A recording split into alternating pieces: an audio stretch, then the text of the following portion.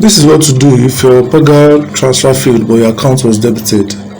First thing is take a screenshot of the debit notification or receipt.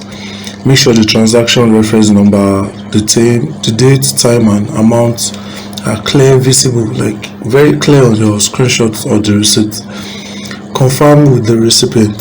Check with the receiving bank or account holder to verify whether the money actually arrived or it was just a delayed credit alert.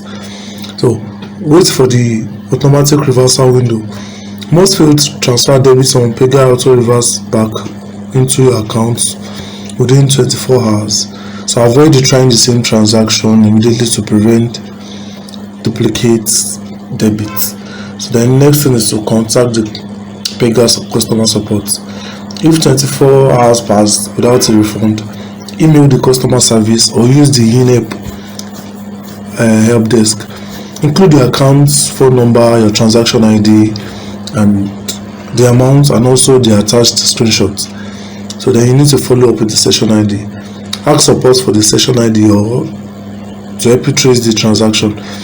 If Paga confirms the money reached the destination bank, share the session ID with the recipient's bank to clear the credit. Goodbye, and hope this helps solve your transfer issue quickly.